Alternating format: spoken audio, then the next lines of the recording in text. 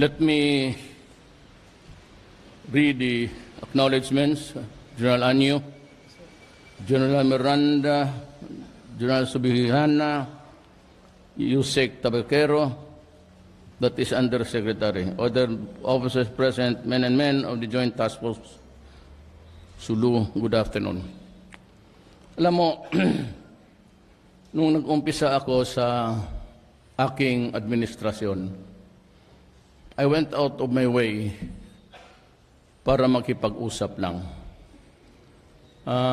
sa lahat. So, naumpisahan yung talks ng NPA, Communist Party, NDF, at pinuntahan ko si Murad sa kampo niya at si Nur.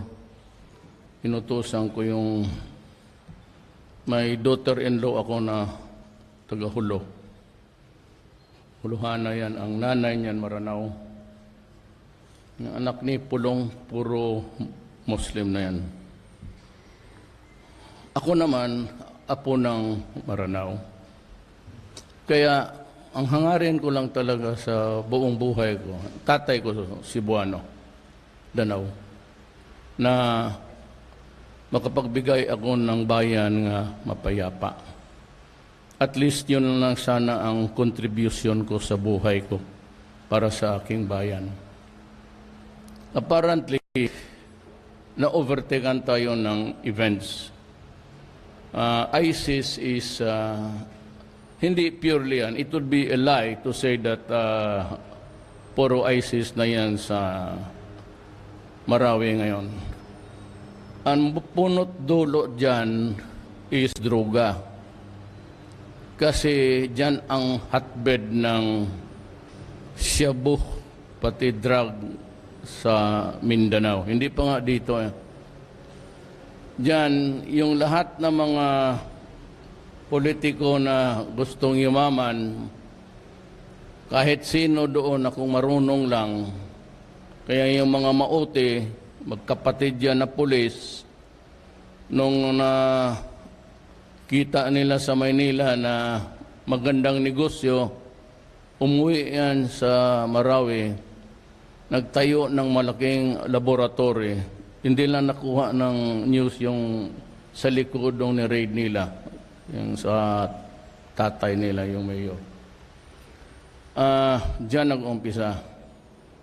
Ngayong ito namang sa dito sa Abu Sayyaf, more or less sabihin natin na mga spillover yan sa Miswari faction. Yung mga bata na parang naniwala na doon sa mga scholar. Ang problema kasi dito, yung mga tauhan ng mga politiko, wala yan.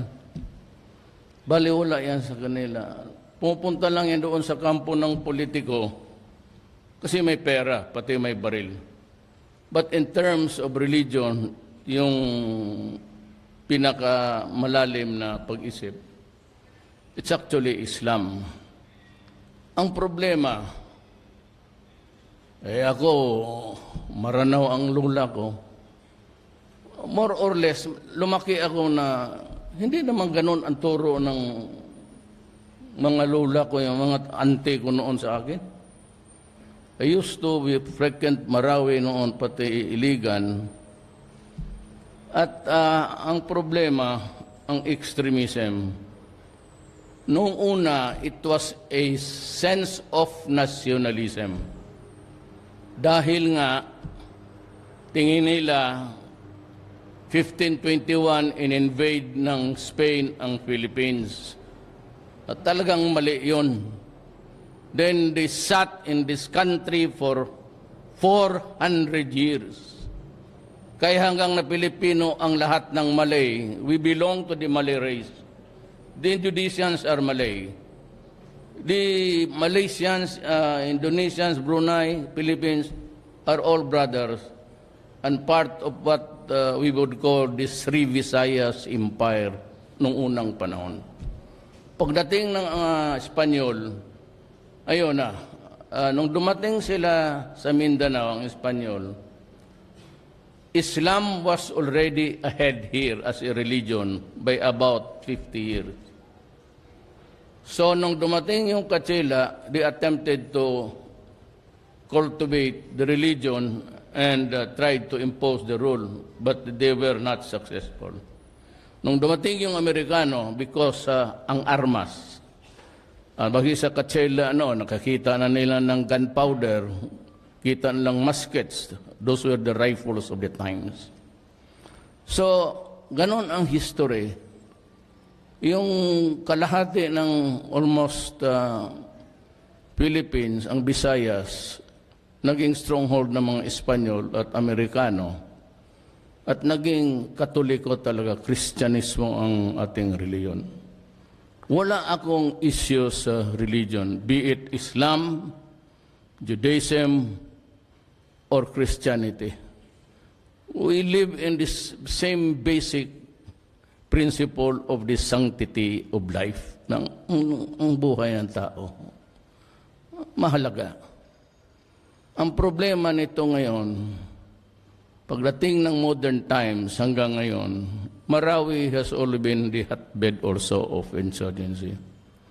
Doon ngayon, ang mga tao, Kristiyanos, pati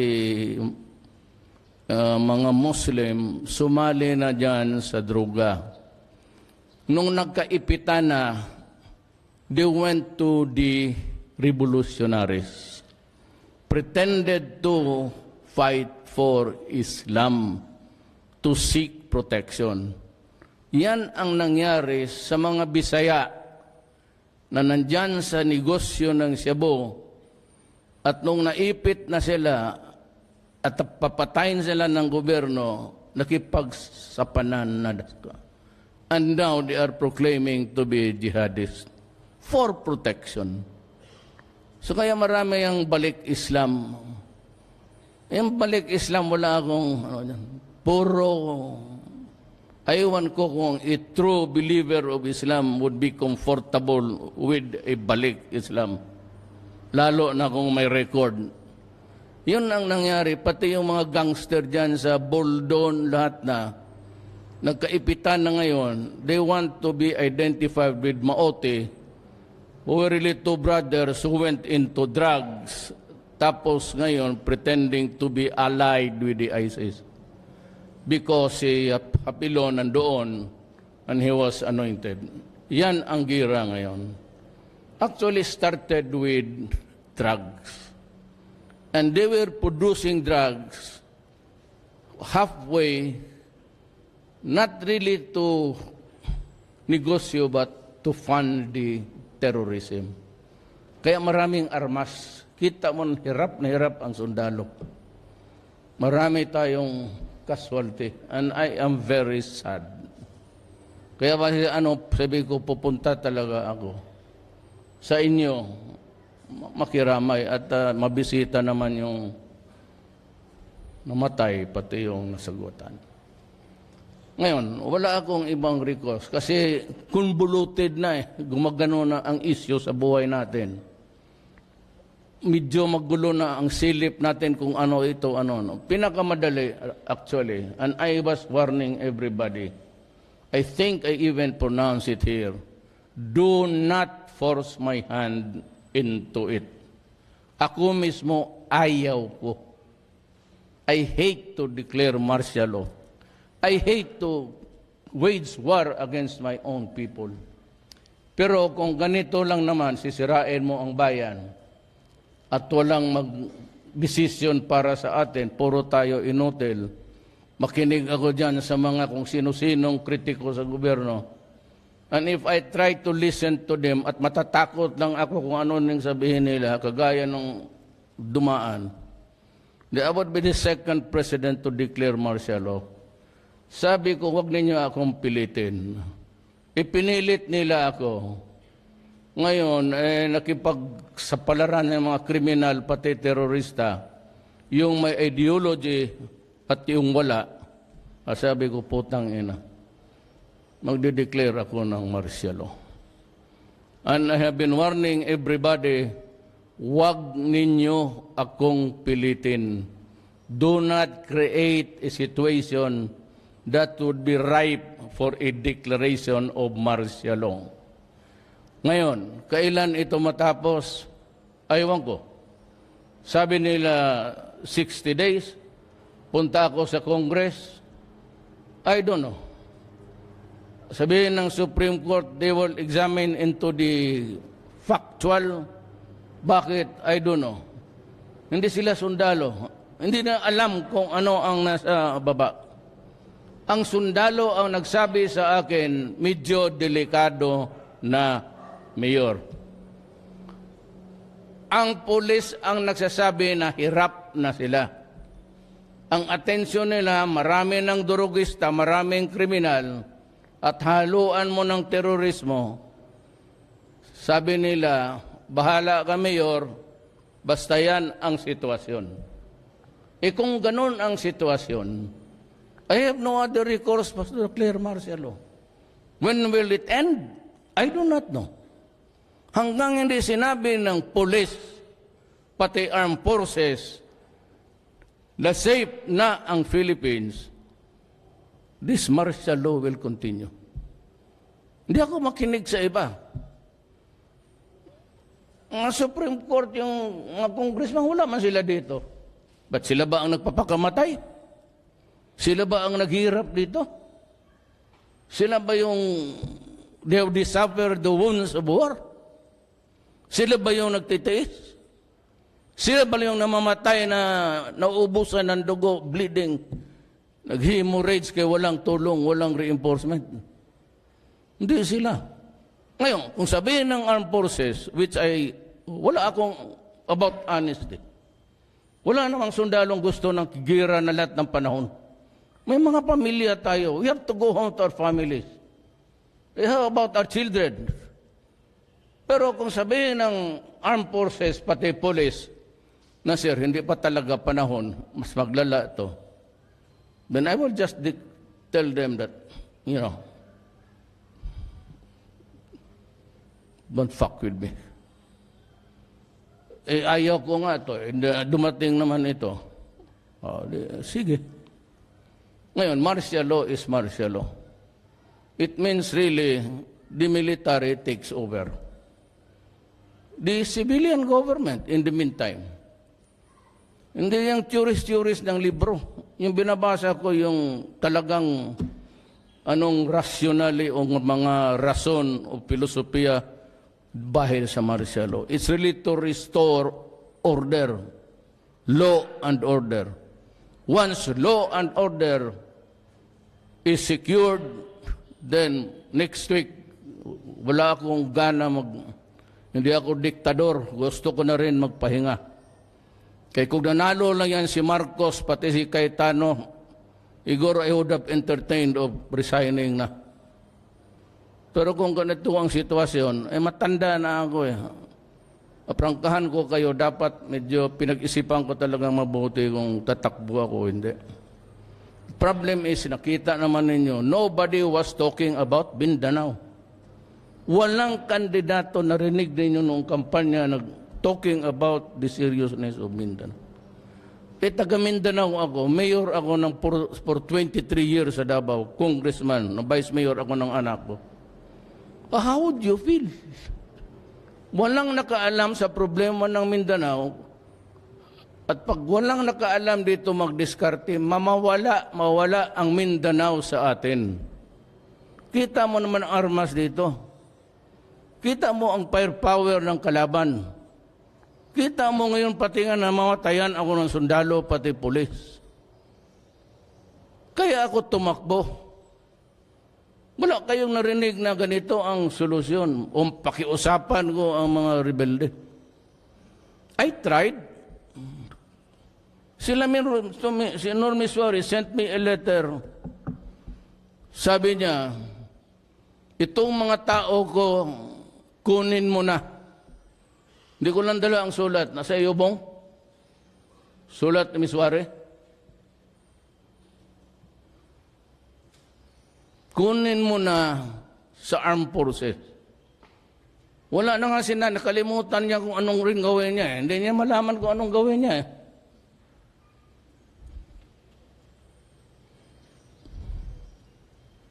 Sabi niya, kunin mo na yung mga fighters ko sa MNLF.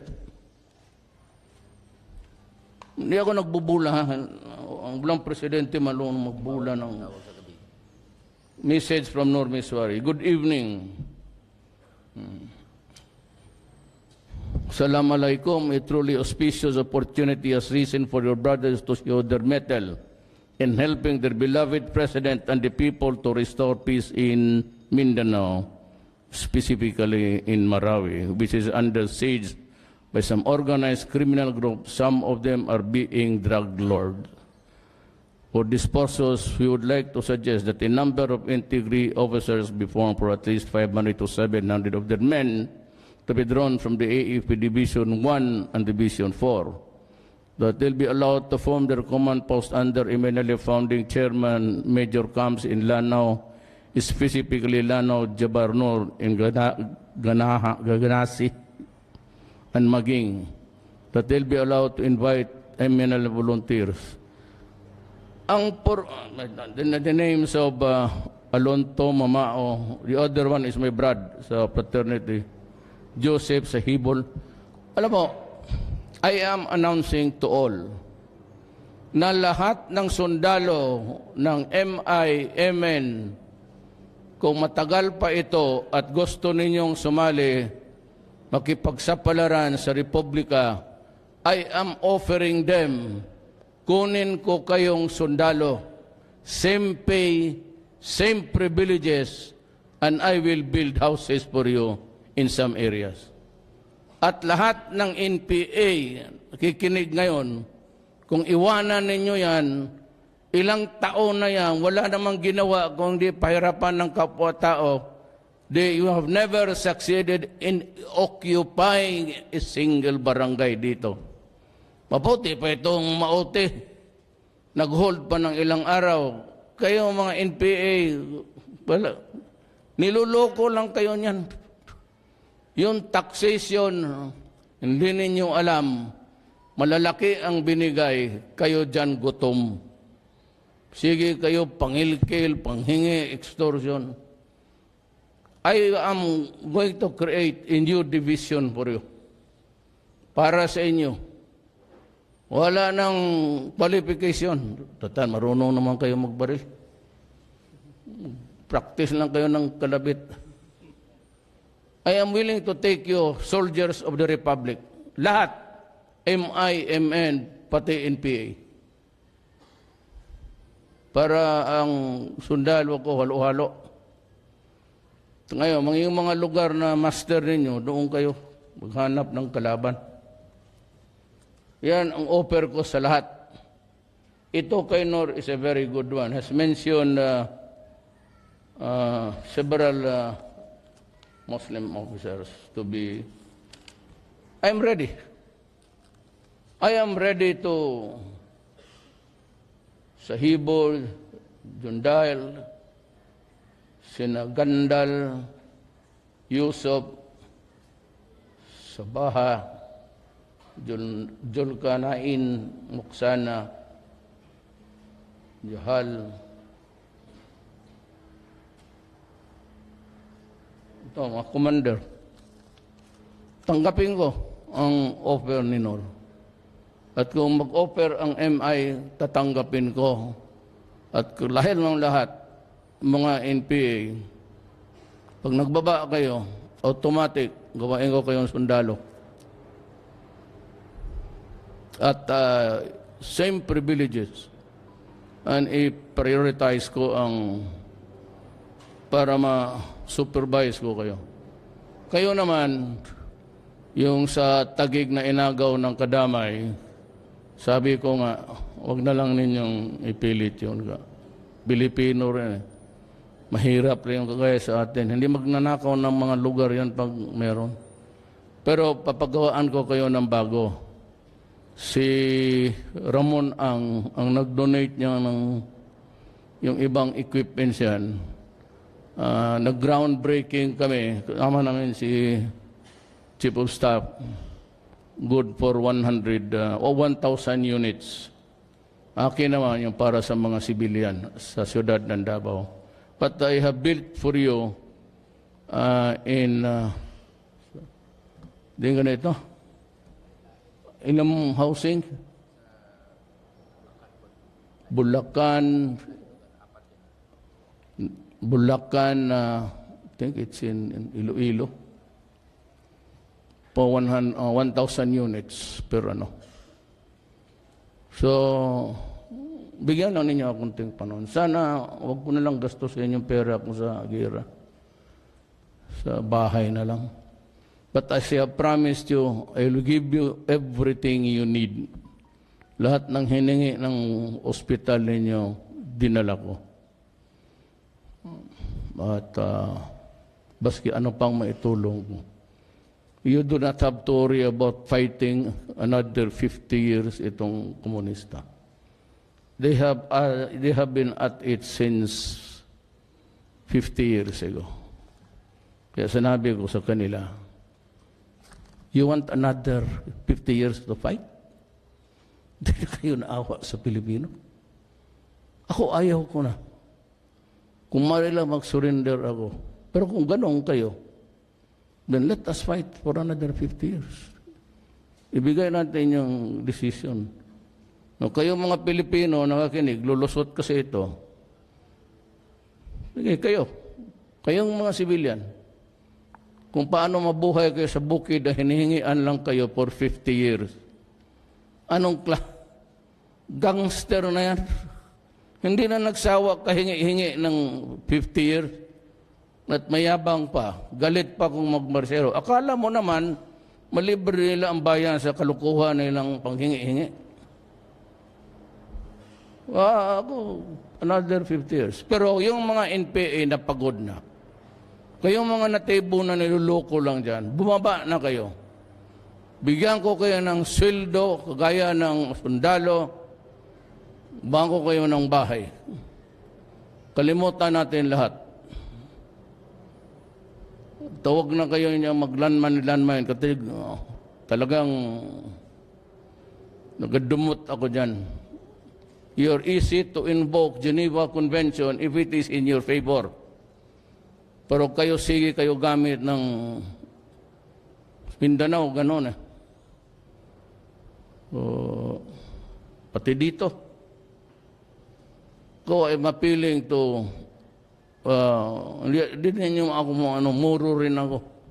Ay mapiling to all, moro. Join me. Dala niyo yung baril niyo dito. Pumunta kayo dito, magpalista kayo. Babalik ako baski bukas. Ngayon kayo sundalo ng ano. At kung medyo maganda ang panahon, bigyan ko kayo ng negosyo. Dito yung isda, ang asset ninyo dito, yung lupa pati. Yung tawi-tawi niya, kaganda niyan. I was there when I was student. Marami rin akong brad dito eh. Many years ago, napuntahan ko yung mga islands na yan. Pakaganda. Sayang. So yan ang message ko. And for you now who are suffering the brunt of the war, I could only thank you. Salamat in the name of the people of the Philippines and the Republic. But we have to fight because this is the only country we have. Pagka nawala ito, Mindanao, pagka sumabog ito, wala ng Pilipinas. Then it is a destroyed country. And of course, we cannot allow that to happen. Even if we have to die, all of us. Total ang buhay. Sabi nga ni Irap, to believe ako sa tao na nakakuha siya ng tamang weather lang. Tingnan mo ngayon nung tiga-papriso. Ngayon, nag-apriso na. Ito si Dilima, political prisoner doon siya. Buang ba siya ng yawa? Priso, political prisoner. Negosyo kag Shabu. Ito namang mga Amerikano, sabihin mo sa kanila nandito, naniwala naman sila, they played into the hands of the yellow. Tapos doon sa Amerika, yon sinisira tayo. Pareho kay Lenny, instead of promoting the goodwill, nagdala si Vice President Sige siya daldal about the Philippines. Yung mga congressman, mainit sa kanya ngayon. Gusto talaga siya i-impeach. Na bang mawala yan, medyo magulo yan, pero that is a constitutional process. Kung nasunod, wala tayong magawa. Hindi na magtagal kasi magastos sa gasolina yung sige ikot dyan. Wala naman papatay sa akin. Wala lang yung mga tao so, patayin ninyo ako, tapos, ano mangyari? Wala na mga maranaw, patayin ninyo ako, o sige, tapos, ano? Ang ayaw ninyong gusto dumating, dadating yung Amerikano dito. Buti nga, kipatago-tago lang sila dyan pag nandyan ako. Kaya suya man yung mga buang na yan. Hindi sila. Sabihin ba sa kanila, hindi. Ang problema yung State Department nila. Katabla ng presidente halos kung abusado magsalita. Pinatayo, pakialam mo, may problema ako dito. 4 million drug addicts. What do you want me to do? Sit on my ass? Ganon yan. And nasali na lang yung revolusyon sa ang first declaration ko was lawless elements, kasali ang droga. Yun nga ang number 1. Isali ko na ngayon kasi ang sa rason na binigay ko sa Declaration of Martial Law, rebellion, I will come up with another general order. I think Lorenzana will do it. Siya yung administrador ng martial law. Wala man kayong masabi, military mo rin yung DILPI na yan. Pati droga. Remember dito, walang warrant kailangan. Remember dito, I'd like to remind the entire Mindanao, walang warrant to search, to arrest. Yan ang tandaan ninyo. At wala kayong habeas corpus because the suspension of the writ of habeas corpus, sinali ko na. Na ngayon, nasa inyo yan. But I advise you, tapusin na lang natin. Kaya sabi ko, wag ninyo akong pilitin. Kung pinilit niyo ako dyan, susulbahin ko lahat ng problema ang naiwan. We will go after drugs. And you can arrest them without warrant. And you can search their houses without a search warrant.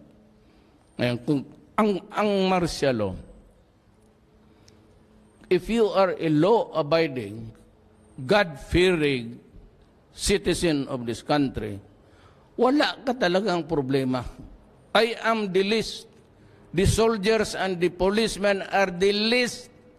Yan ang pinagkamaliit na problema ninyo. Mas problema ninyo hanap buhay. Ngayon, kung kayo'y terorista, kaya diyaman talaga nag-umpisa yan, druga at sinakyan ngayon ng ideology ng ISIS na walang ginawa kung hindi magputol ng ulo ng tao, ay may problema kayo. Kaya nandyan ang martial law. Yan ang kakaputi sa mga pulis at sundalo ko. At ako, hindi ako papayag na may sundalo o pulis makulong. At sinasabi ko time and again, I and I alone, Presidente, will bear the responsibility for all consequences, for all kung anong mangyari nito. Akin yan. Akin yan at ako ang makulong. Kasi itong mga tao na army, police, lahat, Navy, sumusunod lang yan sa order ko. Yan ang dapat na marinig ninyo. It is a military rule.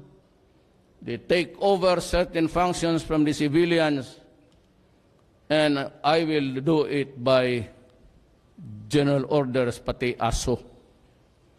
Wala akong Congress except yung general order ko. Yung arrest, search, and seizure order, galing yan sa DND. Kung yan, para malaman ng lahat. Hindi na magtagal kasi meron pa akong hapunan na pinapangakuan. Hindi kasi ako Tagalog eh. So So I have to go because it's about an hour flying back. Maraming salamat po.